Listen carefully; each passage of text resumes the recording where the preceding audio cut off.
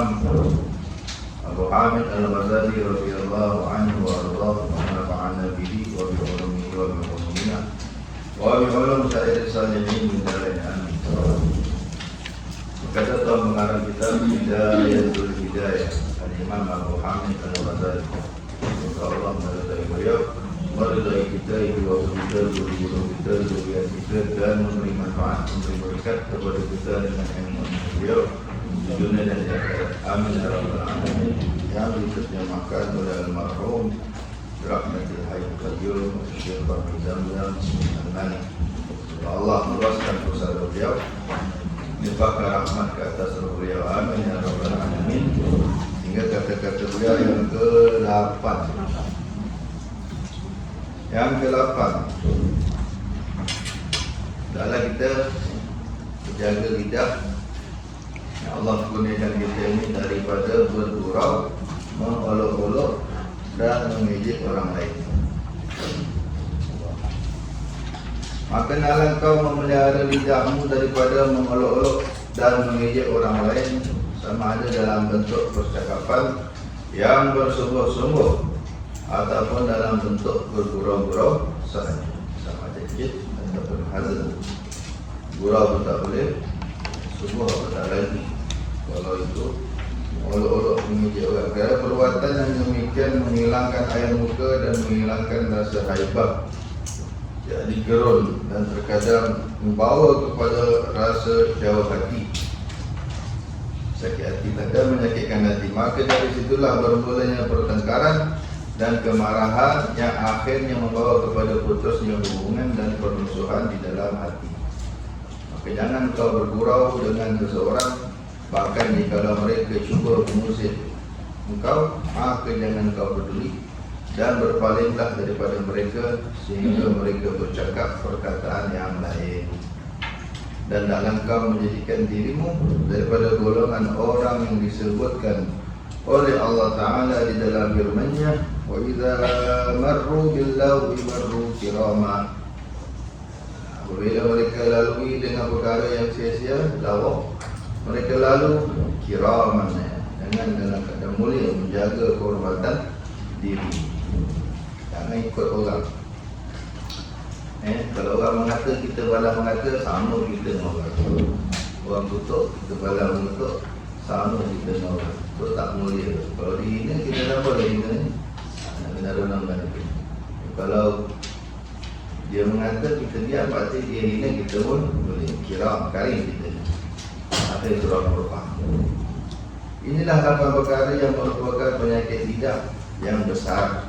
Maka tidaklah ada yang dapat menolong engkau di dalam menjaga lidahmu. Macam mana nak jaga lidah? Macam mana nak kurangkan cakap? Semua guru-guru tasawuf, semua guru-guru tarekat mengingatkan kita 4 perkara. Kurangkan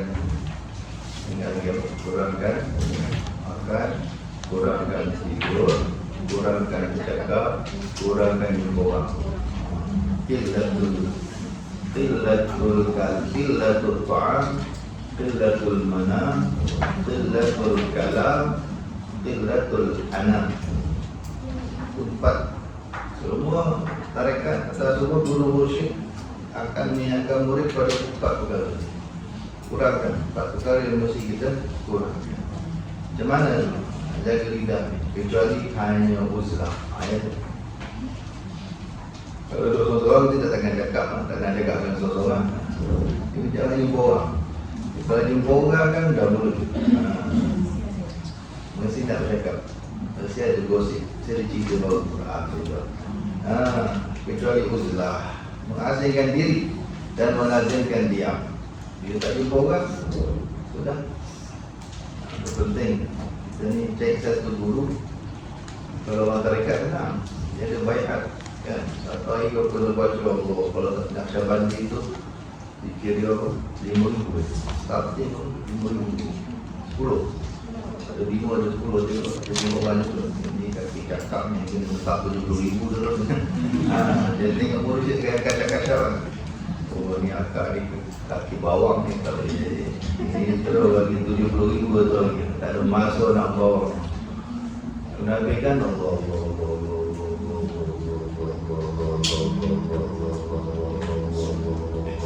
Ingat dah 1000 dah berapa 100.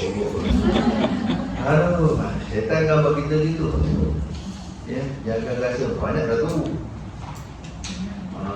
Lama dah tu, banyak dah tu, padahal dah buruk. Jadi penting. Orang dulu tu gitu. Mereka selamat sebab ada guru. Imam Sya'rani yang mazhab, kau ni tak benda ni tak akan boleh buat, tak akan boleh nak praktik tanpa guru. Ikat dengan guru. Guru dan baikkan, dah janji, tak sumpah. So kita nak lambat takut. Maka ada setengah zikir tu dia makan diri sebenarnya. Islam bahasa senang faham. Kalau tinggal makan diri, dia kaya ini macam sesat, bukan sesat tak. Betul kalau kita boleh toyol, boleh apa, boleh polong ke, kalau tak bagi dia makan kan, dia makan kita kan. Kalau tak bagi dia apa, tak bagi dia darah kan, darah kita dia sedut, konsep apa semua kan. Itu. Habis ni dalam tarekat pun ada, bukan semua lah, ada setengah tarekat begitu. Dia punya banyak. Dia kalau tinggal nanti makan diri. Juga kadang lebih kepada siasah, lebih kepada bagaimana helah seorang guru je. Tak tu kalau cakap bagi kita kena nak menipu, tak sebagai teknik nak ikat murid tu supaya jangan berani ni tinggal. Kalau tinggal makan diri. Makan diri tu biasanya apa? Bala, musibah, apa nama, sempit rezeki, musibah kalau ada, kejap-kejap anak buah hal, kejap-kejap macam-macam kereta buah hal, tu semua bila kesan, dia tak bercanggah pun. Dalam Quran sebut apa? Wa man a'rada 'an dzikri fa inna lahu ma'isyatan danqa wa nahsyuruhu yawmal qiyamati a'ma. Dalam surah Taha akhir tu Allah kata apa? Wa man a'rada 'an dzikri, siapa yang berpaling dari zikirku. Mana orang dah biasa berzikir, dia biasa ingat Allah, tiba-tiba dia tinggal. Allah janji apa? Fa inna lahu ma'isyatan danqa, bagi dia kehidupan yang sempit. Siapa yang biasa jaga zikir, rezeki dia murah, tak ada musibah, cantik, smooth. Kalau tinggal zikir dia biasanya, atau tinggal sembahyang kan, biasa sembahyang sunat, biasa sembahyang duha, lepas tu dah tinggal, ataupun ada dulu rajin selawat kan, dah kurang, dulu rajin zikir, dah kurang, apalagi tinggal, tengok satu datang, pong.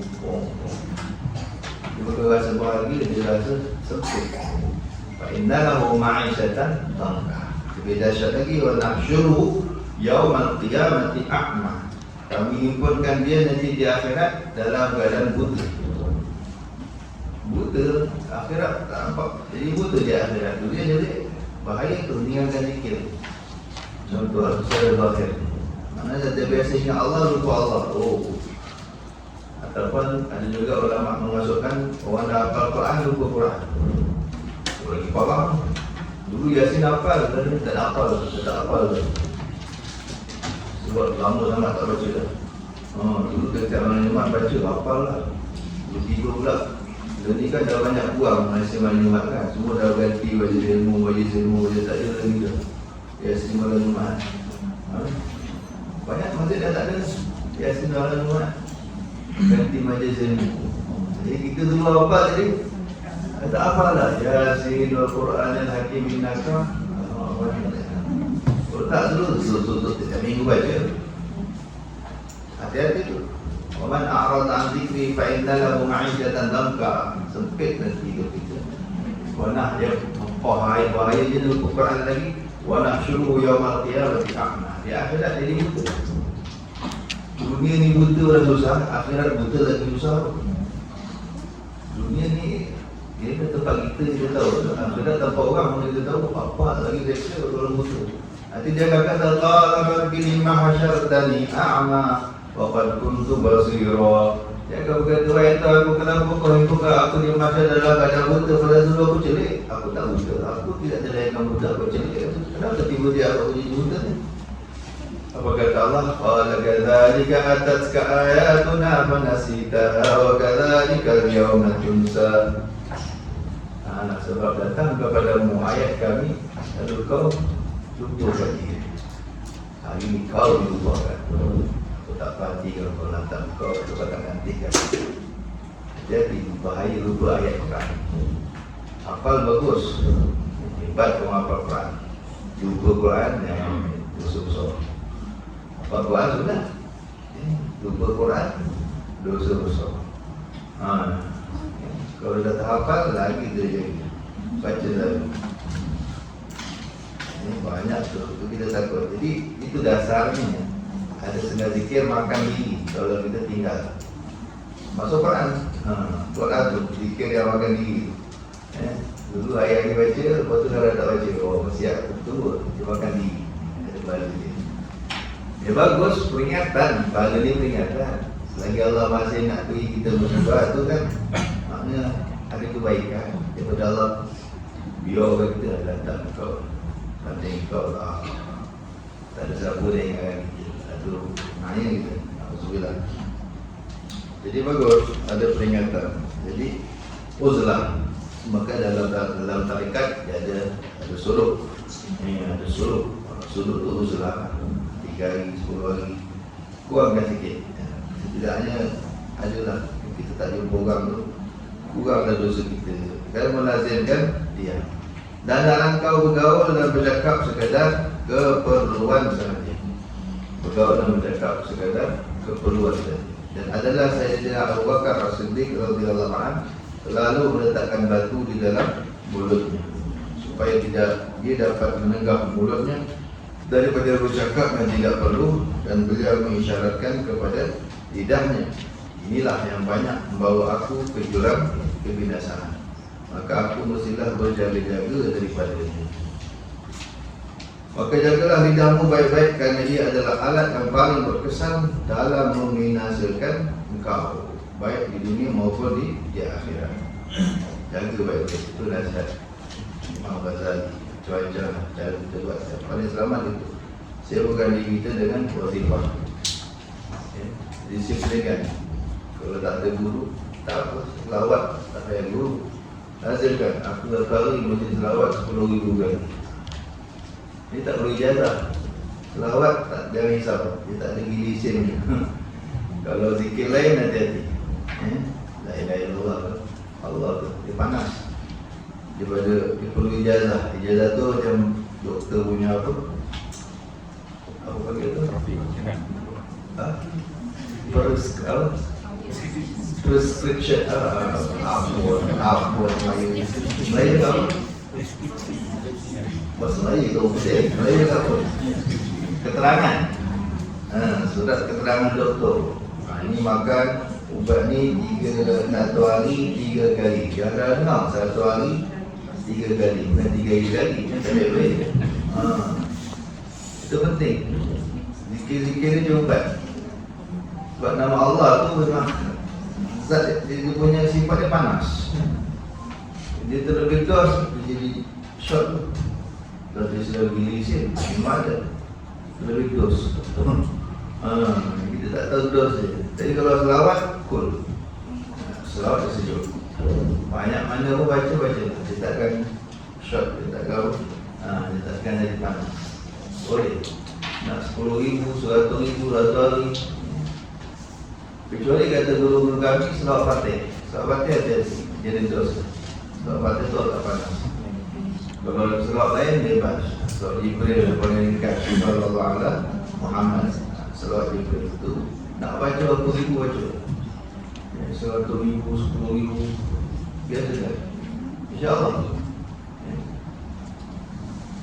Itu kalau kita disiplinkan ni, kita tak ada masa. Kalau kita disiplin, aku mula pergi. Tak ada masa nak melepak, tak ada masa nak jumpa orang, tak ada masa nak ngomong-ngomong. Habiskan dulu. Lagi tak habis ni, lagi tu jawab dulu. Disiplin. Orang yang disiplin waktu ni baru dapat keberkatan waktu. Allah bayar dengan keberkatan waktu. Dia disiplin. Lepas subuh mesti 1,000. Lepas subuh mesti 10,000. Atau sebelum tidur mesti 1,000. Tu siapa yang istiqamah, dia akan lihat dia punya keberkatannya. Ada orang 1,000 je setiap malam sebelum tidur. Selawat apa pun tak kisahlah. Selawat yang paling pendek, selawat Jibril. Selawat terpendek di dunia, Sallallahu Alaihi Muhammad. Tapi power lah. Terpendek-pendek pun dia punya apa, kelebihan, Masya Allah. Sallallahu alaihi Muhammad, sallallahu alaihi Muhammad. Apa masalah pun insya-Allah. Selawat Jibril. Zaman dulu ada seorang Nabi perang tak menang, perang tak menang. Jumpa Nabi Khidir dia jaga selawat. Amalkan. Baik menang perang. Itu bagus. Ada orang ramai laki suami isteri nak bercerai. Amalkan selawat ni tak jadi cerai.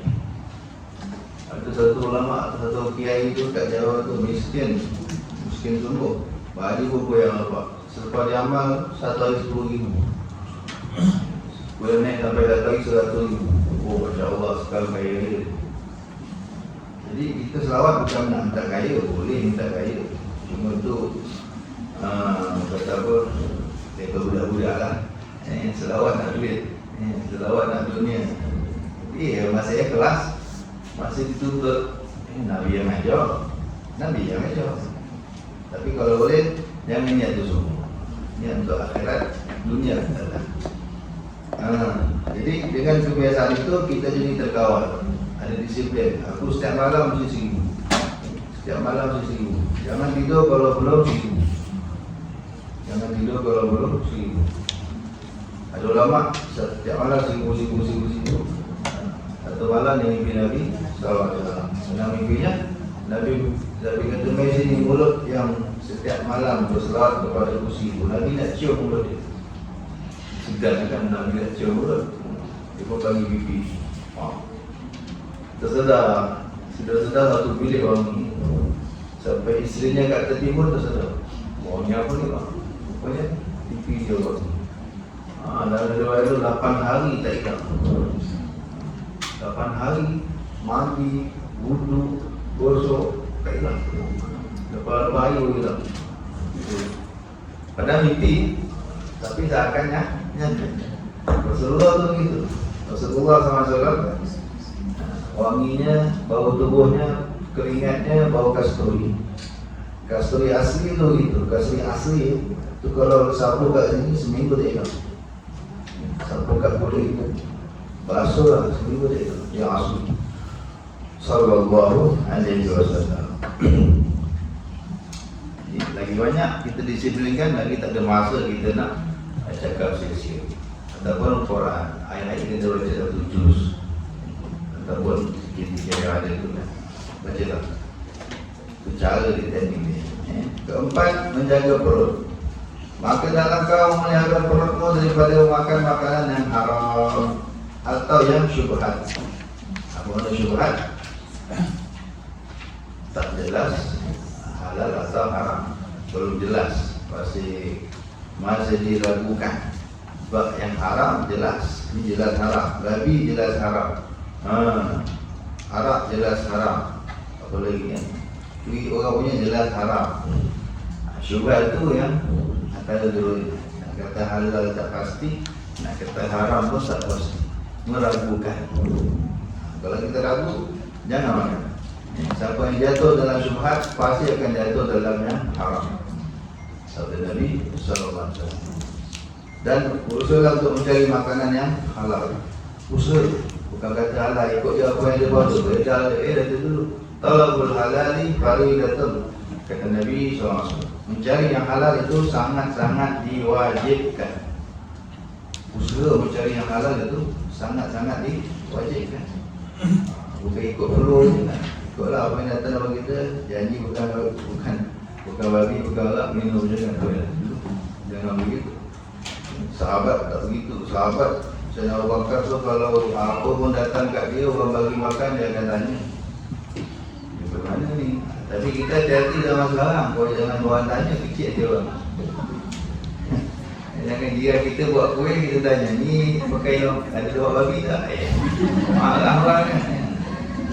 Agak-agak lah. Hati-hati. Tapi zaman sekarang memang orang takkan tanya macam. Akhir zaman ni makan saja. Dia takkan tanya halal atau haram daripada mana sumber. Jadi kita kena hati-hati. Agak-agak. Ni orang kerja macam tak apa clear. Kerja macam dua dadah je nampak. Tapi tiap-tiap pagi sponsor satu warung buat makan. Itu pun ada. Tapi nampak dengar kita dia jual darah kan. Tapi kita nak kan. So mana cakap tu? Ni dia ikut dia jual darah ke ni? Marah ni. Semana nak buat. Jadi kalau was-was, makanlah daripada jawab ayatnya. Secara dalam hati.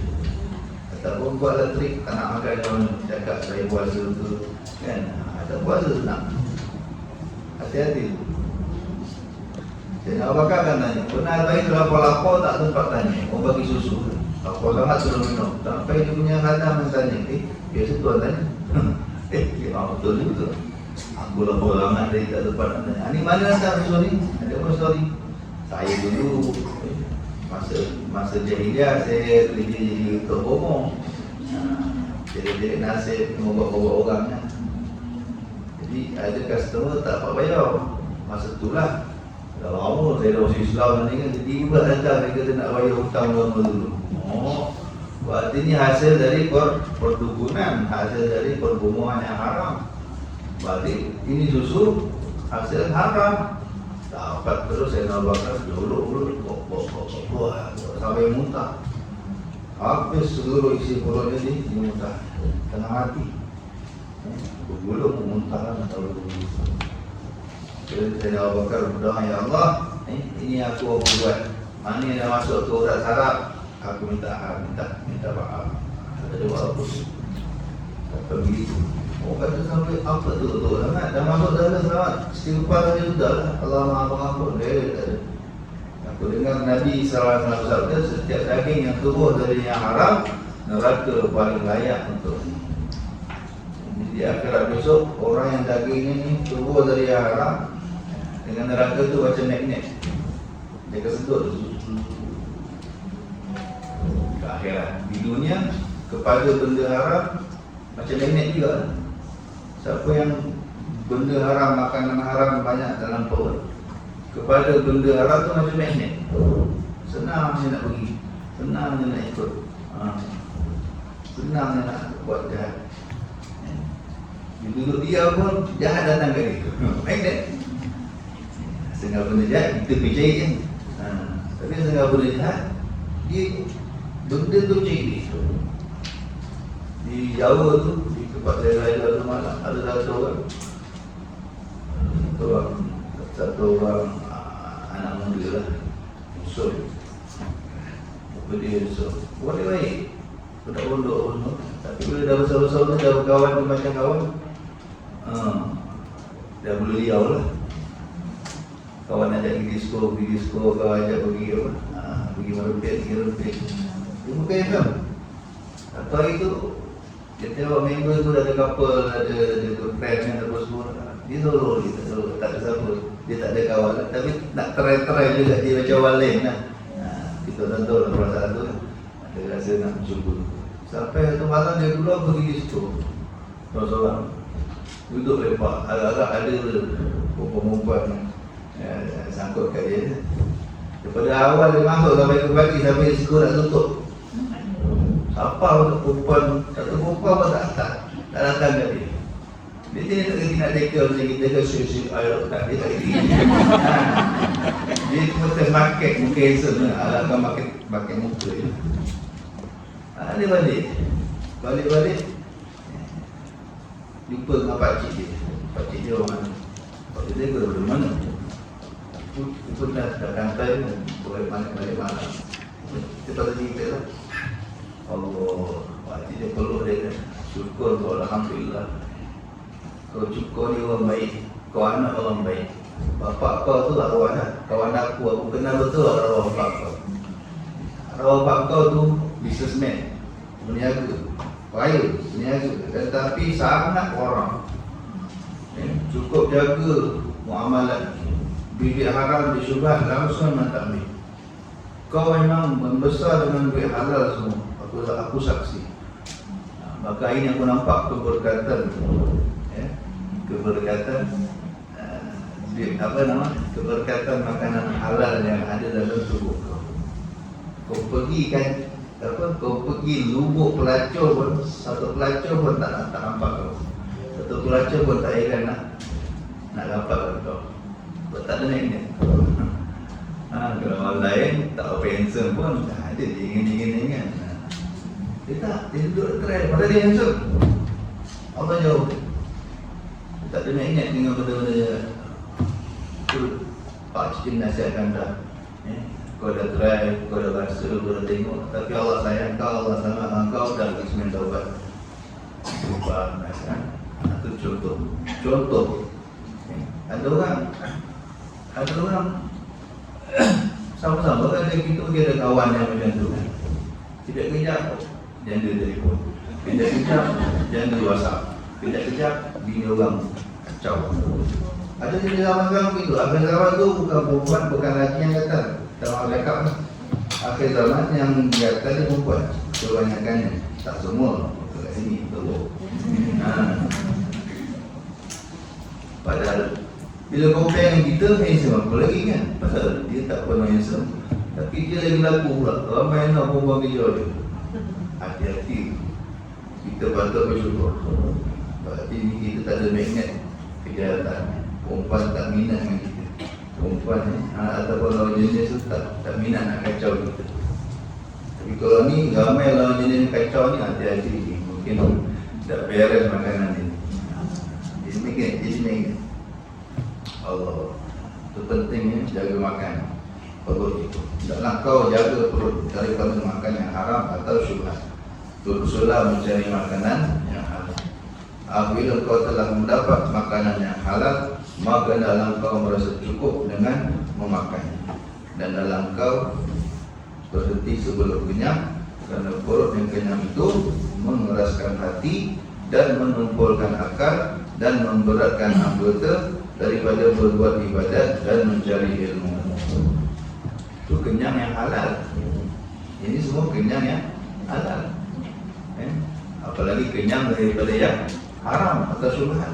Bahkan perut yang kenyang itu akan memakan syahwat. Ini kenyang halal. Kenyang makan si rumah, kenyang makan roti canai tu. Bukan kenyang makan babi, bukan kenyang makan apa? Minum arak tak. Kenyang yang halal. Dia kata Sayyidina Ali, ma syabi'tu illa asaitu. Sayyidina Ali ni kata, tidaklah aku kenyang melainkan pasti aku maksiat. Wa illa hamamtu bil maksiat. Paling tidak pun ada keinginan untuk buat maksiat. Itu kenyang yang halal. Itu sebab Nabi SAW jaga apa? Allah maja'al Nabi doakan untuk anak cucu Nabi, khas anak cucu saya, keluarga Nabi SAW. Nabi doakan Allah maja'al rizqa ali Muhammadin kafara. Ya Allah, jadikanlah rezeki keluarga Nabi Muhammad, keluarga aku ni kafar, cukup-cukup. Bukan tak cukup dia tu. Kafar yang mana pas-pasan, cukup-cukup, tak ada lebih. Ini dapat, ini habis. Besok cek lagi. Itu selalu rumah Nabi, kalau ada rumah Siti Fatimah, Sayyidina Hasan dan Husain itu biasa berlaku. Sayyidina Ali mana? Siti Fatimah selalu orang yang tak boleh bangun sebab kelaparan.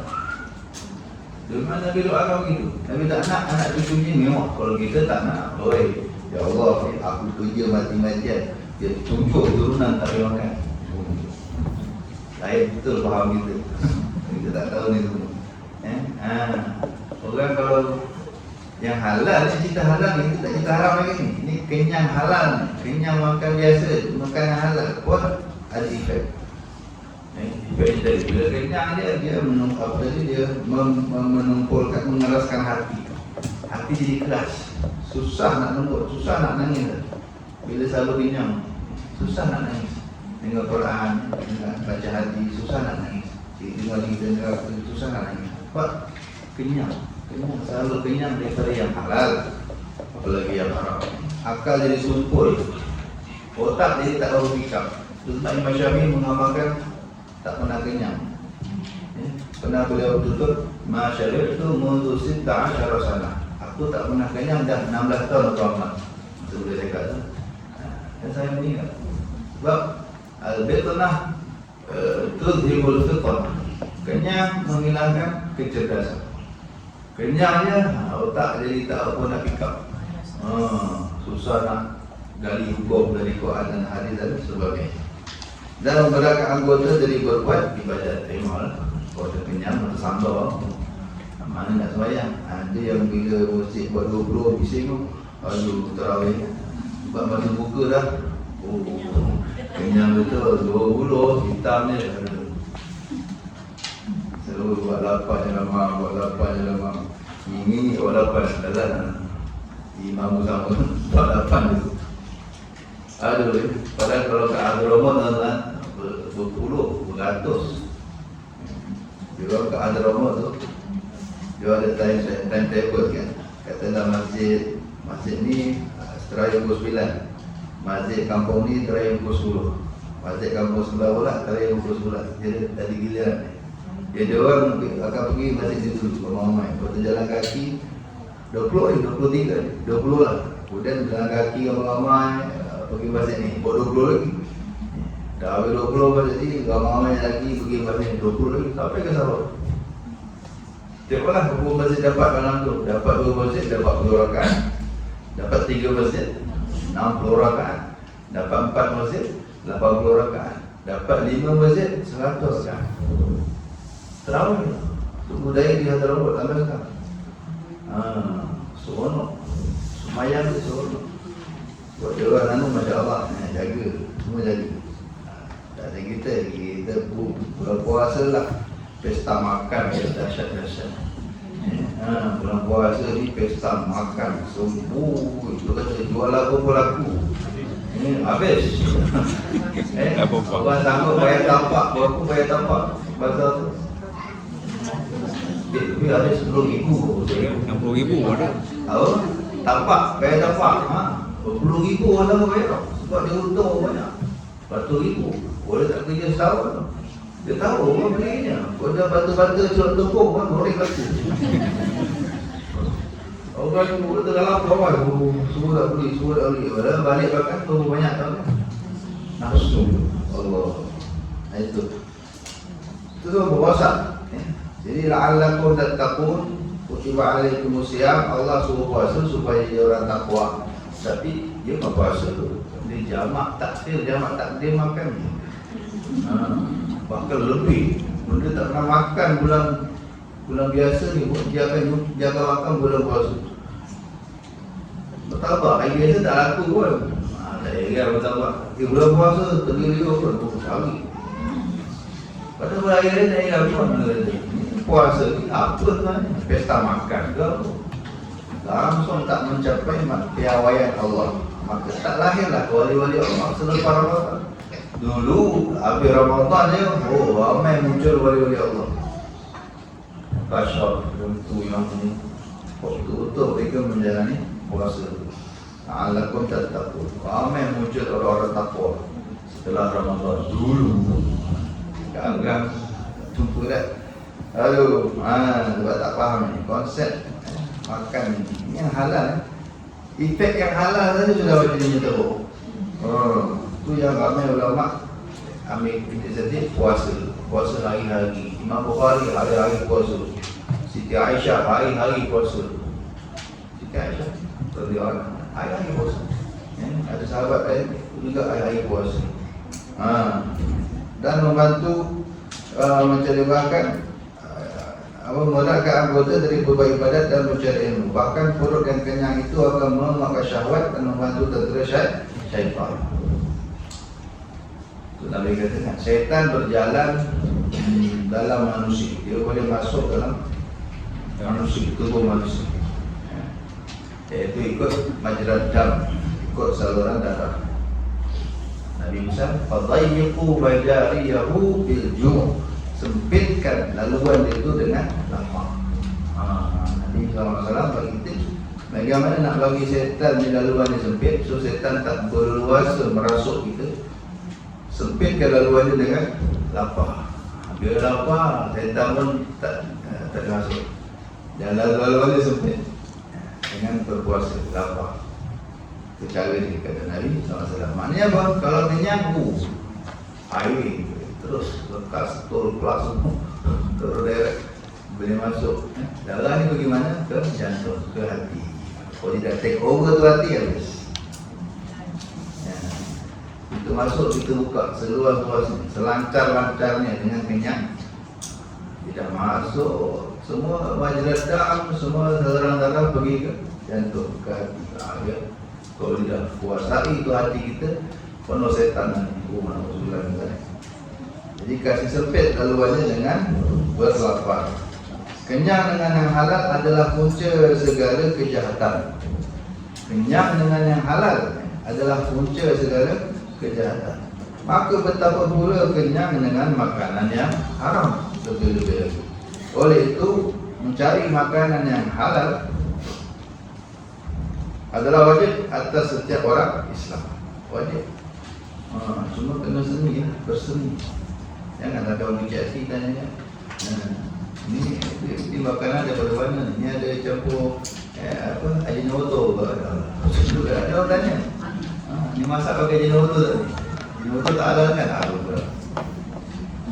Betul. Ajinomoto halal ke tak? Allah lah, ikut pandai-pandai tuan. Ada orang was-was Ajinomoto ni kan? Dianggap subhat. Sampai dia tanya, kau rumah kan, dia pakai Ajinomoto tak ni? Kecil hati tu rumah. Kenapa jual gila? Bukan. Kau? Dia pakai apa? Kalau kedai semua pakai. Tapi ada orang cakap, abang nasi goreng Ajinomoto tak nak. Dia cakap Ajinomoto tak nak. Tak apa, dia pulang. Hak masing-masing. Kalau orang kedai tak cuma tak nak. Tapi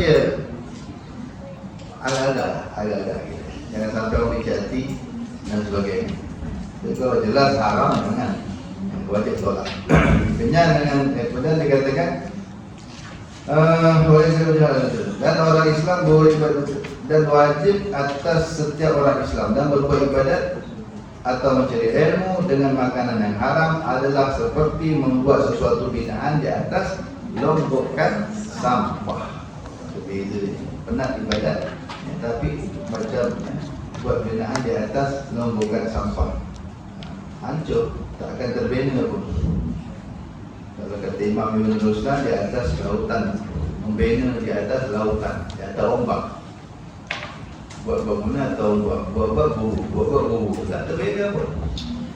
Kita baca Quran hari-hari, lepas tu makan yang haram, habis itu. Kita semayang banyak, kemudian makan yang haram, habis itu. Takkan jadikan kita orang soleh. Ketika Sayyidina Sa'ad bin Abi Waqqas minta ke Nabi, ya Rasulullah, doakan saya supaya jadi orang yang mulutnya doanya mustajab. Nabi beri apa? Tips atik mat'amak. Satu je, kau nak doa kau mustajab, baguskan, elokkan makanan, pastikan adalah tayyib, takun mustajab da'wah, pasti doamu mustajab. Doa mustajab itu, kalau makanan kita halal, doa kita mustajab. Kalau makanan kita syubhat, haram, memang tak akan mustajab. Doa lah yang mana pun, angkat tangan di mana pun, tapi kalau semua yang haram, takkan mustajab. Sebab susah nak cari di akhir zaman, dan hadis sebut salah satu la yakunu a'azza illa la yakunu a'azza illa min salasa. Di akhir zaman, bukan Muhammad Nabi SAW, di akhir zaman ada 3 perkara ini akan menjadi sangat sangat aziz, sangat rare, sangat pupus, terancam pupus. Kita katalah macam ada tergiling, apa semua tu kan terancam pupus, sampai tangkap pun kena tangkap, dia pun kena tangkap kan. Apa dia? 3 perkara yang akan menjadi sangat langka, sangat terancam pupus. Pertama, nombor 1 Nabi kata dirhamun halal. 1 dirham yang halal. Maksudnya di akhir zaman nak cari 1 ringgit yang halal, ajaib itu. Kalau ada, simpan buat collection. Jangan pakai, buat collection. Sebab biasa tak jumpa lagi dah. Macam kita jumpa benda-benda pelik kan, jumpa fosil, jumpa apa kan. Jangan jual, simpan. Itu stel zaman Belanda tu, simpan tu, itu duit mahal. Dan susah nak cari. Siapa berani kata duit ni, saya punya duit ni 100% halal? Siapa berani cakap? Kalau dia berani pun mana tak buat kajian. Halal? Oh ya, tak halal, kurang halal. Kan? Mana duit hari ni tak lalu bank dia kata. Duit mana hari ni tak lalu bank. Dia lepas cetak terus kita ambil pakai. Ada? Tak ada. Lepas cetak tu masuk bank negara. Bank negara tempat riba, tempat transaksi riba. Sudah keluar. Lalu dia ada tukar-tukar balik, tidak main transfer. Itu ada riba apa ya, konsep jualan, konsep transferan, pakaikan dulu ni, top up kali. Siapa yang dikata duit tu halal? Tu kata nak akhir zaman semua orang bakal makan riba. Kalau tak makan pun kata Nabi, dia kena debu riba. Kalau mak kata itulah contoh debu riba. Dia tak main riba, dia tak main bank, duit dia mesti power bantal. Ada. Itu yang korporat menteri-menteri yang kena tangkap kat mana? Orang jumpa dia kat mana? Dalam orang buka dinding semua. Dia tak jumpa bank, dia kena apa? SPRM tangkap lah. Ini pasal gaji tu. Tengok dia banyak ni kan, duit lah. Dia macam-macam. Dia simpan orang. Dulu memang yang warak, dia tak simpan bank. Dulu orang-orang warak tu yang main kedai warak yang menyatu simpan bawah bantal. Simpan bawah rumah. Tak dalam tol apa dalam tin tu. Tin dia sebut. Lepas tu macam-macam lah. Pusat-pusat warak. Daripada aku main bank ni kata kan. Memang aku tak ambil rumah tak. Tapi aku dah bila simpan ke bank, kita bersekongkol. Kita beri modal pada bank untuk jalankan aktiviti riba. Kita orang dulu lah. Ke mana saya tak main-main, saya banyak sepak main-main. Cerita. Zaman dulu ni orang dulu begitu. Tapi itulah duit yang didapatkan berapa? Customer mana ambil? Cocok bank. Mereka dia kata, aku simpan duit tak main-main, aku tak main-main. Tapi dia berbantal tu. Aku punya duit aku atur halal. Berani macam kat atur halal. Di mana-mana duit tu. Semua dalam bank. Lalu tu kata ulama tu dah debu-debu riba. Ya halal cuma kalau nak kata 100% tu tak berani juga dah.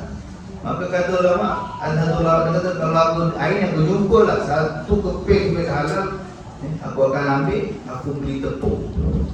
Tepung tu aku buat makan, aku akan jadi ubat. Siapa sakit mesti jumpa.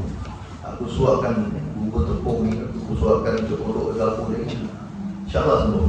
Dia yakin aku akan, kalau dapat duit halal, aku belikan tepung.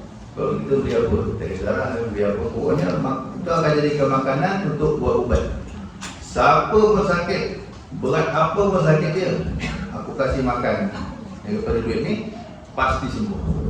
Punya berkat duit halal. Jadi makanan halal ni, dia ubat. Dia jadi ubat. Maksudnya kesimpulannya apa? Makanan daripada duit halal diubat. Sebaliknya, makanan dari duit haram atau syubhat itu penyakit.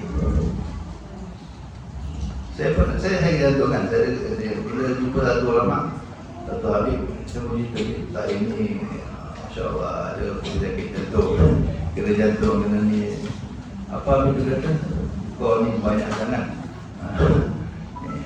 Makin duduk dengan orang kaya-kaya yang kedekut. Makan makanan orang yang kedekut. Mana makanan tu? Dalam hadis sebut ta'amul asniyah syifa. Makanan orang pemurah. Orang yang pemurah mana orang baik-baik lah. Makanan yang halal dan dia pemurah. Itu jadi ubat. Jadi makanan orang kedekut. Biasa orang kaya-kaya yang kedekut ni memang tegur, dia menagih buat. Bila dapat dengan haram, dia tak akan mudah pergi, dia akan susah pun. Makanan orang kedekut jadi penyakit. Saya kata, iya tu. Bukti ikut. Kita kalau jadi kawan ya. Hati-hati tu makan. Yang belanja kita dia cara tengok. Kalau dia orang pemurah, bagus makan. Itu ubat. Kalau dia ni memang terikut, oh duitnya dia macam-macam kan, tak jelas, hati-hati makan. Agak-agak, jangan banyak-banyak, sikit-sikit dah. Jangan-jangan. Itu hati jadi penyakit. Itu yang kata ulama tadi, kalau aku ada duit halal, aku beli dan makan, aku siapa sakit pasti jual aku bagi makan je. Bagi makan je kan.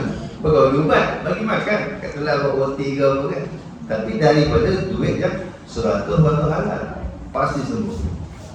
Ubat. Allah.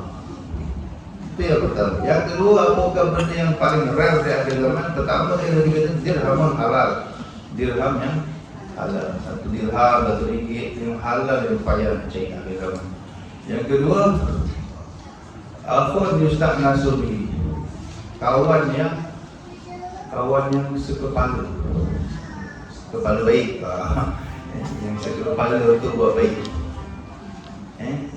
Jom pergi kuliah. Aku macam cakap aku baca. Ajak pergi kuliah je macam cakap. Jom pergi tengok bola. Oh jom. Bulu kita bola berani atau baca ke depan. Laju. Jadi untuk buat baik sekepala baik. Jadi kawan yang sekepala dalam buat kebaikan, akhir zaman makin sulit. Yang bila nak buat baik dia sokong, bila nak buat jahat dia bakar. Yang ada sebaliknya, kawan yang sokong kita buat jahat. Jadi sokong untuk buat jahat. Itu yang paling banyak. Dan yang ketiga, sunnah. Sunnatun yu'balu biha. Sunnah yang diamalkan. Akhir zaman sunnah jadi benda rare, benda pelik. Kalau amal sunnah jadi pelik. Nanti satu sunnah makin pelik. Jadi itu orang hebat lah. Akhir zaman orang pelik, orang hebat. Habisnya, jadi dengan memakan makanan yang halal, adalah buat sesuatu di hadapan Allah, takkan jadi apa? Apabila kau merasa cukup dalam setahun hanya dengan memakai selai baju yang kasar dan merasa cukup dalam sehari semalam dengan 2 potong roti daripada tepung yang kasar, dan engkau mampu meninggalkan keladatan gulai makanan sedap-sedap, maka pasti makanan yang halal itu cukup bagimu. Harta yang halal itu sebenarnya banyak, dan kau tidak dituntut memeriksa sampai kepada perkara-perkara yang kecil. Jangan sedikit sampai dalam. Bahkan memadailah bagimu bahawa kau menghindari apa-apa yang telah kau kenal pasti bahawa harta itu adalah haram, dan engkau sangka bahawa ia adalah haram dengan bukti-bukti yang nyata yang telah sabit pada harta tersebut. Dalam bab ini Nabi SAW ajarkan 2 sikap. Kepada orang awam, pernah Nabi SAW dihidangkan sebuah keju daripada Syam, dari satu daerah yang terkenal. Orang daerah itu memang suka campur lemak babi dalam susu babi dalam keju. Daerah apa contohnya. Tiba-tiba ada orang datang bawa produk makan keju makanan daripada daerah tu. Nabi tahu. Sampai Nabi dah makan keju. Kita ada orang apa? Yang ketiga kan. Walaupun viral tapi tak dapat lagi. Tak tengok. Cuma viral lah, kawan-kawannya katanya, dengar katanya sana punya produk keju ada cukup babi. Sampai depan Nabi terus makan. Ini hukum. Ini ulama Nabi nak mensyariatkan hukum. Segi hukum makanan halal tak haram. Logo halal di Malaysia dia ada painnya. Dulu tahun 70-an orang sebelum itu mana ada logo halal. Tapi ada orang yang kita makan haram semua. Tak. Asal depan kita kopi, dia kopi. Asal depan kita nasi, dia nasi. Walaupun dengar ni nasi ada campur macam-macam kan. Dengar bukan tengok. Yang bukan jadi bukti, tak boleh jadi hukum. So viral apa pun selagi tak nampak depan mata, hukumnya iaitu ikut zahir. Ini kemudahan. Nabi mencontohkan. Okey. Agaklah senang. Agama tak susah. Tapi kepada orang tertentu, kepada Sayyidina Abdullah bin Umar, kesayangan Nabi SAW, Nabi kata apa? Dak ma yaribuk ila ma yaribuk. Tinggalkan apa yang meragukanmu kepada yang tidak meragukanmu. Pada orang otak-otak, orang bertera, orang Nabi sayang, dia rasa gitu. Kalau was-was jangan. Kalau was-was dia berkata-kata jangan. Itu lebih bagus. Itu orang namanya. Lagi bab makan gitu. Apa saja ikut zahir. Zahirnya ya halal. Walaupun sudah viral ni. Selagi tak nampak ni dengan mata, abaikan. Ini hukum. Tapi untuk orang awam, kalau seperti kita ni kan, ada senja-senja ni kan, takkan macam budak-budak lagi kan. Guna-guna kan, tapi agak-agak pun. Cuba-cubalah warak sikit kan. Was-was je elakkan. Was-was je elakkan. Itu terbaik. Tapi tidak jadi kemestian. Ada bukti nyata tu kita nampak sendiri. Tak ada pengakuan orang sifah, orang yang boleh kita percaya. Dia mengaku, saya memang kerja bilang tu, saya tu kan. Dia jawab, lain cerita lah. Tidak ada pengakuan. Adapun harta yang sudah nyata haram, maka hal ini sudah tidak perlu diterangkan lagi. Jelas-jelas haram. Dan harta yang disangkakan haramnya dengan beberapa tanda ialah seumpama harta raja-raja yang zalim. Faham? Harta yang disangkakan haram, hanya sangkaan tapi tak yakin. Dia punya kemungkinan haramnya ada. Dengan beberapa tanda. Harta raja-raja yang zalim, harta pemerintah. Kalau kita tahu duit pemerintah kan sumbernya banyak. Ada yang halal, ada yang haram. Kira halal pun kerajaan dapat duit. Apa tu? Judi-judi apa? Token-token judi pun dia bayar ke kerajaan. Pelaburan-pelaburan bukan semua pelaburan yang patuh syariat. So dah campur itu. Kemungkinan ada haramnya ada, tapi kemungkinan halalnya juga ada. Itu dibagi syubhat. Sebab duit-duit daripada kerajaan ni banyak ulama kata syubhat. Halal ya halal, maka tak ada masalah. Tapi kemungkinan tak ada bercampur yang haram. Ya ada, tak semua orang tahu benda tu. Kita ni kerajaan Islam dalam beratur kan. Dan pegawai-pegawainya dan harta pegawai-pegawainya, termasuk orang yang bekerja membantu sultan-sultan yang zalim. Zaman dulu sultan-sultan atau raja-raja zalim, memang dia tak ada kerja tapi memang daripada mana? Berat dia rakyat, cukai. Apa yang dihidup dengan keringat rakyat. Zaman dulu lah. Zaman sekarang ni kita kerajaan ada bisnes. Ada bisnes yang halal, cuma campur.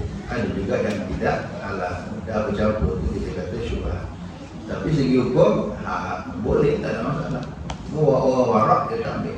Wali-wali juga dia tak pakai, dia asal daripada kerajaan dia tolak. So bila kerajaan nak bagi duit, dia tolak. Kerajaan yang makan dia tak bawa, dia tak makan. Dia bawa makanan di sini. Dia warak. Itu warak. Tapi segi hukum, dia tak marah orang nak makan. Kita banyak makan duit kat sini. Banyak nak makan duit yang campur ni. Tak ada masalah, segi hukum harus. Cuma warak begitulah. Sebab orang kita ni kurang tahu. Kalau kita jaga makanan kita tak bagus, selamatlah. Tidak ada pekerjaan atau orang yang tidak ada pekerjaan kecuali hanya meratap orang mati. Ada zaman dulu yang diupah tukang nangis orang mati. Biasa Cina lah. Dia bayar orang. Dulu boleh nangis. Orang punya mak mati dia nangis. Orang nangis buat-buat kan dapat dia. Haram itu. Duit tu haram. Atau menjual arak haram. Kita kat saya bagi yang ada jual arak. Sebab hati bila jual arak tu jadi kami dah campur tu. Atau bermuamalah dengan cara riba. Itu kerja bank. Poin kerja bank. Hati-hati tu. Konvensional kasih. Atau berjual beli seruling dan alat-alat muzik dan seumpamanya yang diharamkan. Alat-alat muzik yang diharamkan. Itu semua kalau income dari situ kira haram. Maka siapa yang kau telah ketahui secara pasti bahawa kebanyakan hartanya adalah daripada sumber yang haram, maka apa yang kau ambil daripada tangannya, walaupun boleh jadi ia halal, boleh jadi ia halal. Tapi kalau kita tahu dia kerja apa kan, adalah haram. Kerana itulah yang ghalib, yang kuat pada sangkaan. Kita tahu dia kerja bank konvensional lah tu. Kita tahu dia kerja bank konvensional. Tiba-tiba dia ajak berdui rumah dia. Waduh, pening kita kan. Ada dia bagi kita duit. Ingat? Macam mana? Nak tolak atau tidak? Apa yang kita ambil? Apa kata Imam Ghazali? Kalau kau tahu memang sumber dia daripada yang haram, maka yang kau ambil adalah haram. Walaupun ada kemungkinan tu duit daripada sumber yang lain, tapi galib yang kuat dia kerja part time apa? Tak dengar pula dia buat part time. Kalau ada dengar dia buat part time, buat grab ke apa kan, dan juga kita boleh niatkan lagi. Tapi ini tak ada. Sebab salah akhir zaman ni Jadi hati-hatilah. Kalau terpaksa makan pun agak-agak sikit-sikit dah ada. Jangan berlebih. Tak tahu ini makanan panas. Kalau terpaksa makan, baca doa Bismillahirrahmanirrahim. La yadurru ma'asmihi syai'un bil ardi wala fis sama' wa huwas sami'ul alim. Pada makan seadanya saja. Asal tak nampak nak kita ni pelik kan. Makan sikit-sikit dah. Kalau duit boleh simpan lagi, tak apa, duit boleh ambil, tapi jangan pakai untuk masuk perut. Duit tu buat jamban, betul jalan, tengok jalan kampung dah berapa lubang jumpa JKK, tolong biar jalan. Itu cara memanfaatkan duit itu. Untuk bayar cukai balik, ataupun untuk saya pakai miskin ada hak. Boleh bagi bagian pakai miskin. Di antara harta yang jelas haram ialah harta wakaf yang dimakan tidak mengikut syarat harta wakaf. Jadi ada orang wakafkan tanah, wakafkan kebun. Wakaf ni kebun durian aku wakaf untuk pakai miskin. Tiba kita bawa Mercedes datang apa itu? Haram. Tidak ikut syarat. Wakaf mensyaratkan ini kebun durian aku wakafkan untuk fakir miskin. So siapa yang merasa fakir miskin saja boleh pergi ambil makan kat kebun. Siapa yang rasa kaya tak ada hak. Tengok pasal makan free kalau masuk, kita pun menonton. Padahal kita kaya tak ada hak sebab tidak ikut syarat wakaf. Itu harta haram. Seperti orang yang tidak bersungguh-sungguh mengaji, maka harapnya mengambil harta atau makanan yang diwakafkan khusus kepada penuntut yang ada di dalam sebuah madrasah. Sama juga. Ada orang wakafkan, ini wakaf, saya wakaf untuk orang yang menuntut ilmu. Tapi dia kat madrasah tu atau kat sekolah tu dia tidur, dia tak belajar, ponting kelas. Tapi dia ikut menikmati fasiliti wakaf yang dikhaskan, disyaratkan untuk orang belajar. Sedangkan dia kat sekolah tu atau kat asrama tu tak kat pondok tu makan tidur tak ponting kelas, sama juga. Dan arti makan yang haram. Siapa yang mengerjakan maksiat maka akan ditolak segala persaksian syahadahnya. Begitu juga begitulah pula haram mengambil harta atas nama tasawuf bagi orang yang bukan ahli tasawuf. Sama juga. Dulu-dulu tu begitu. Ada orang kaya dia pergi kat zawiyah orang bersuluk kan kadang tak bekerja. Dia ponting kerja, ponting lah, dia ambil cuti, tak bekerja. Habis kadang siapa nak makan makanan dia orang, makan minum dia orang tu kadang orang tu ada yang sponsor. Jadi dia sponsor atau dia wakaf dengan niat untuk orang yang tengah bersuluk, tengah berfikir. Tiba-tiba ada yang pura-pura nak makan free ni pasal dia pura-pura buat tasbih. Time makan kan dia makan, tapi bila zikir dia tidur. Ada, zaman dulu ada orang macam ni. Haram. Haram. Sebab orang tu dia beri infak, dia beri wakaf atau dia beri derma dengan niat khas. Ni duit ni untuk makan orang yang tengah bersolok, yang hari-hari 10,000, 70,000 sikit. Dia nak pahala. Tiba-tiba ada orang menipu. Hanya kerana nak makan free, berlakon jadi orang tasawuf atau orang suluk untuk ambil itu atau haram. Daripada harta wakaf yang dikhususkan untuk mereka. Dan telah kami sebutkan keterangan yang luas tentang harta syubhat, halal dan haram di dalam kitab Ihya Ulumuddin. Tentu rujukan tertinggi lah. Rujuk itu luas, panjang lebar dibahas oleh Imam Al-Ghazali. Maka adalah kamu rujuk ke sana kerana mengetahui cara mencari harta yang halal ini adalah wajib, dan mencari harta yang halal itu adalah wajib, seperti wajibnya engkau sembahyang 5 waktu. Semoga Allah jauhkan kita dari segala yang haram. Allahumma jannibna al-haram haitsu kana inda man kana wa bainana wa bainal ahli. Sallallahu alaihi wasallam Muhammad wa ala alihi wa sahbihi wasallam. Alhamdulillahirabbil alamin. Sampai situ yang kelima. Ada soalan?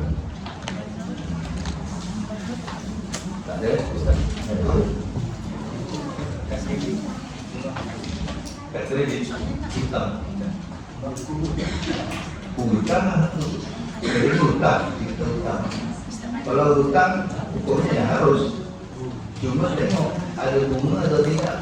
Kalau ada interest, itu dah jadi riba.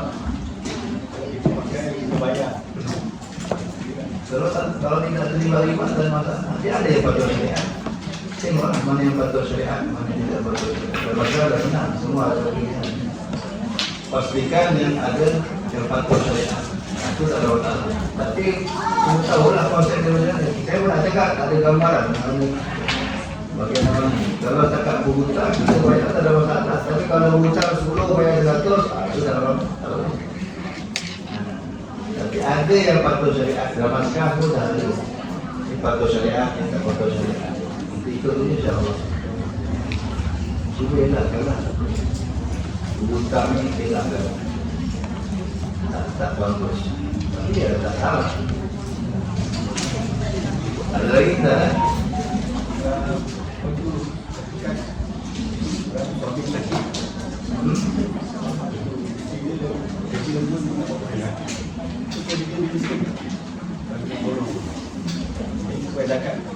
Kalau dia sabit sebagai fakir miskin, boleh. Fakir miskin kita tak ada dia fakir miskin. Mana dia perlukan RM10 satu hari, tapi penghasilannya tak sampai RM10.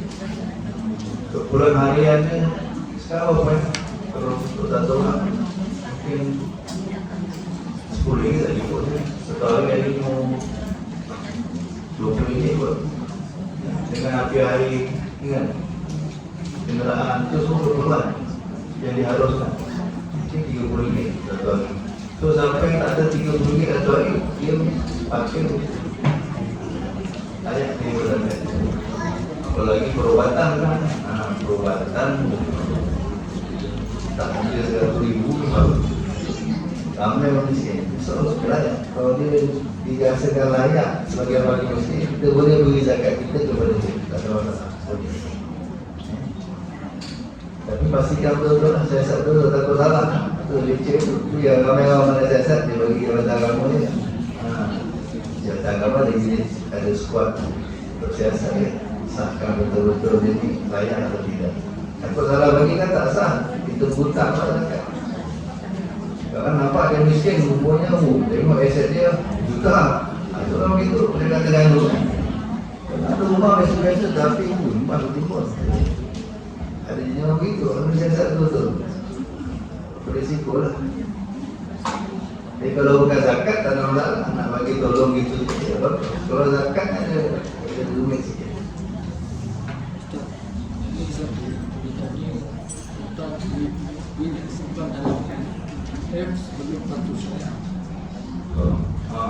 Sama lah. Asingkan dividen tu diasingkan.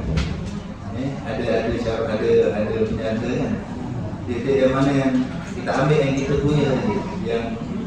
Yang masalahnya dividen tu yang kita tak tahu pelaburannya ke mana. Tapi yang pokok yang kita punya, yang potongan majikan, potongan itu kita tak tahu. Awak panggil pokok kan?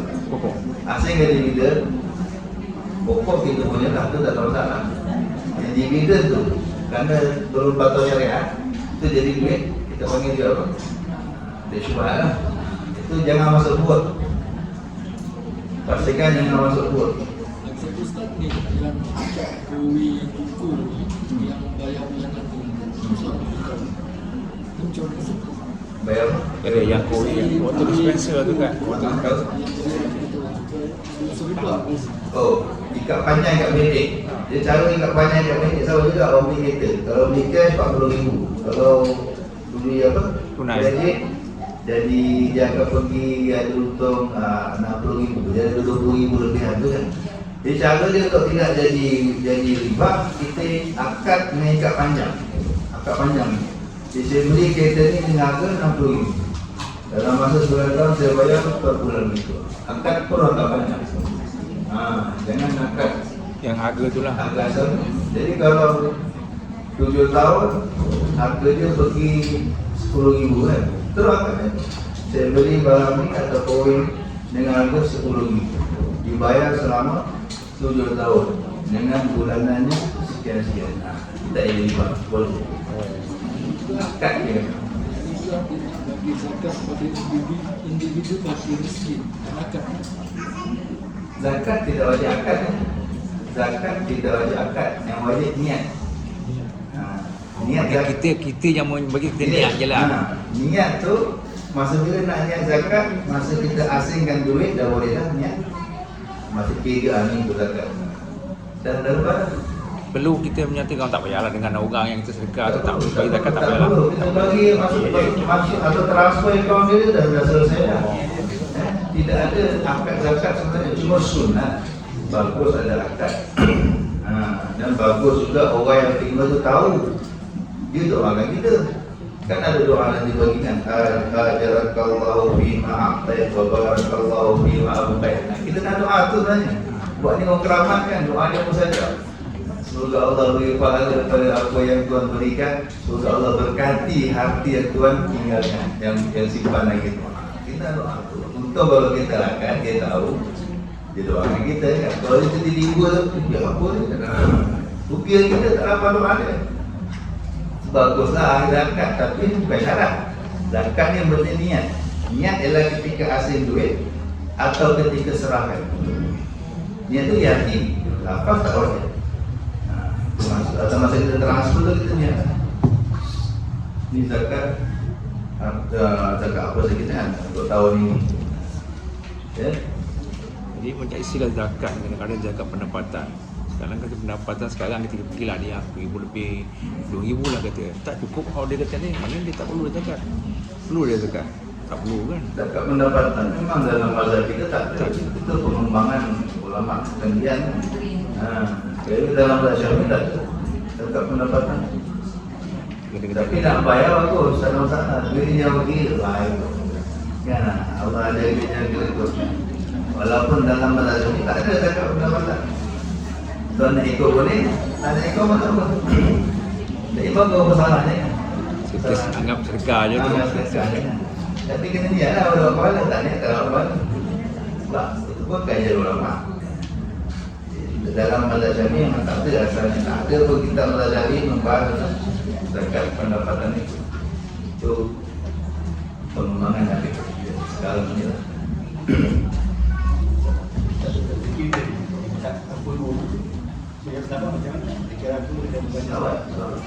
Selawat atau zikir yang dalam hadis. Dan dalam hadis ada mengajar kita zikir kan. Bacalah pagi ini 3 kali, waktu petang baca 4 kali.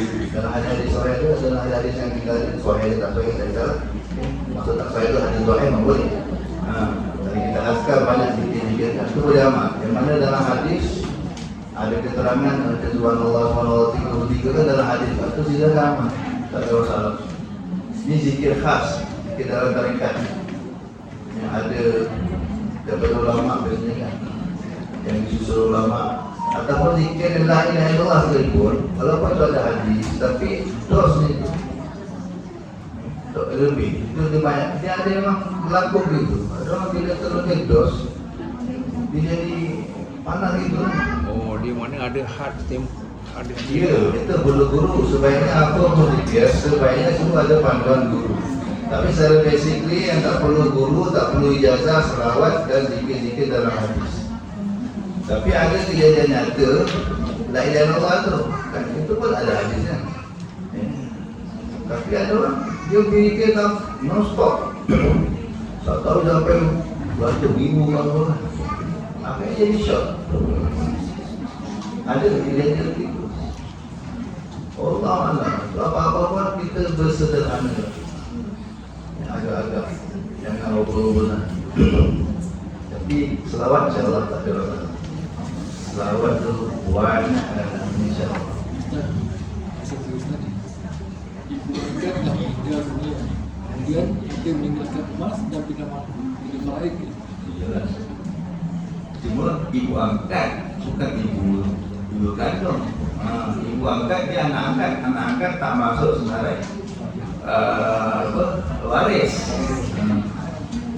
Itu leceh sikit lah. Anak angkat bukan waris.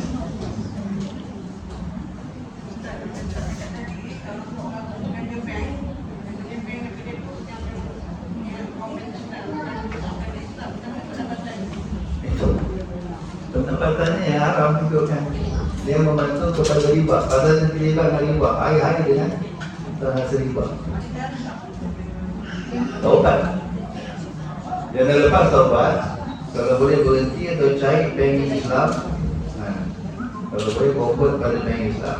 Yang lepas taubat. Dari waktu. Yang lepas. Jadi kalau ada baca memang dia berhenti. Sampai tahu dia berhenti. Sama ada dia berhenti Allah. Kalau Allah sayang, Allah berhentikan dia. Bapak saya manajer bank dulu. Manajer bank. Tapi Allah sayang, Allah berhentikan. Bukan tak seronok tuan-tuan mana nak berhenti tak jadi manajer. Saya beranak-beranak orang kata tak naik BMW. Tapi dah Allah sayang. Kalau tak saya tak jadi macam ni. Allah buat ini sehingga sampai semacam Allah buat kata berhenti dalam kedai kampung, jaga kedai runcit. Bapak saya dengan kedai runcit tu guna 8 orang anak semua belajar universiti. Lagi berkat.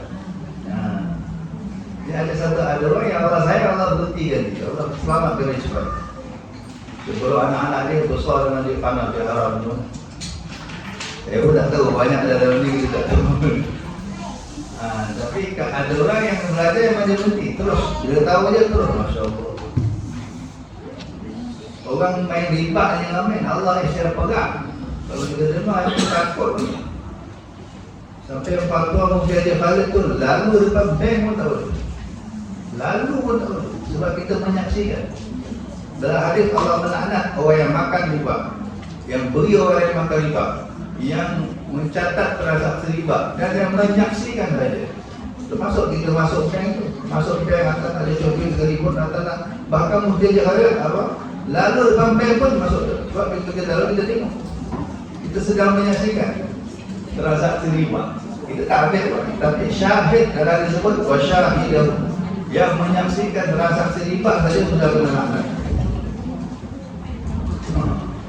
Siapa tahu yang mana berhenti. Bumi Allah luas. Banyak kerja lagi boleh buat. Itu jangan jadikan dia panas. Mana duit ni duit tak beres. Salurannya tadi itu bagi miskin untuk masalah awam, buat yang buat tandas, tutupkan jalan. Mana-mana kau banyak jalan tu kan, nak tunggu JKR yang buat apa? Kita JKK bagi duit, kita diuruskan kurang sikit. Jadi semua orang boleh buat. Itu cara saluran duit. Jangan sekali-sekali masuk buat. Ialah kan. Yang terlepas kita ampun kepada Allah. Kita Allah sucikan, Allah maafkan. Yang terlepas kan.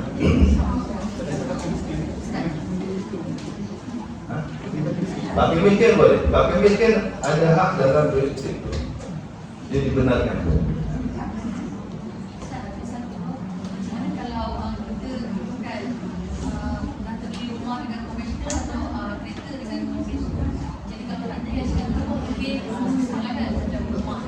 Taubat saja.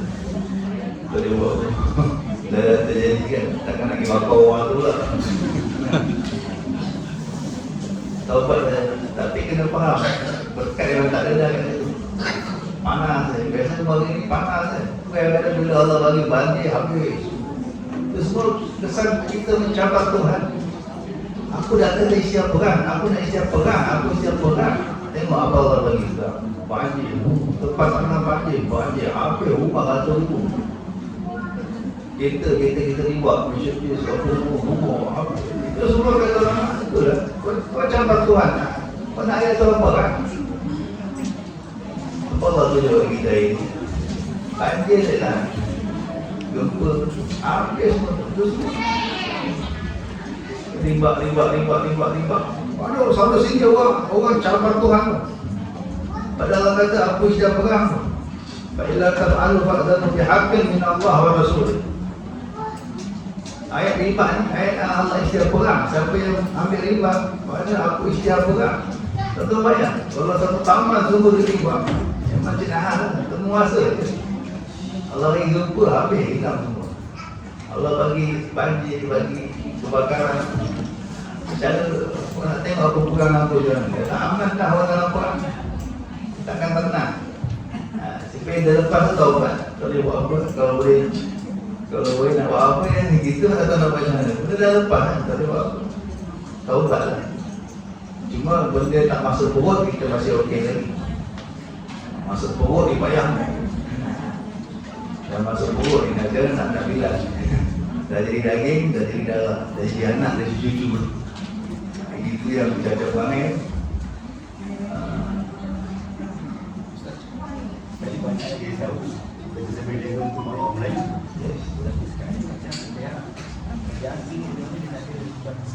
Dia akan bertanggungjawab. Pihak berkuasa bertanggungjawab kepada Tuhan. Sebenarnya individu tu dah tahu dah. Sini ada jual apa. Kau akan bersekongkol jual apa. Yang kerja situ dia kerja kan. Malaysia kerja kosong ribu lagi. Tak sana. Bumi Allah luas. Wa wasi'ah kata Allah. Bumi aku luas. Tak ada kat sini yang pergi luar biasa. Orang hidup kerja kat sini. Kenapa kita tak kita kembali pula? Malas je kita ni cakap terang ni. Tahu apa? Tak ada susah dia kerja lah. Iya ke? Tempat yang malas tu. Bumi Allah luas. Macam tak kerja. Allah kita akan berdoa. Semoga Allah selamatkan kita daripada negara yang haram yang dah terlepas. Allah maafkan, Allah ampunkan. Semoga Allah Subhanahu wa taala bertaufik kita. Amin ya rabbal alamin. Allahumma ballighna rajab sya'ban wa ballighna ramadan wa sallallahu ala sayyidina Muhammad wa ala alihi wa sahbihi wa sallam. Alhamdulillahi rabbil alamin. Sirrul Fatiha. Bismillahirrahmanirrahim. Alhamdulillahi rabbil alamin. Ar-Rahmanir Rahim. Iyyaka na'budu wa iyyaka nasta'in. Ihdinas siratal mustaqim. Siratal ladzina an'amta 'alaihim ghairil maghdubi 'alaihim waladdallin. Subhanakallahumma wa bihamdika asyhadu an la ilaha illa anta astaghfiruka wa atubu ilaik. Assalamualaikum warahmatullahi wabarakatuh.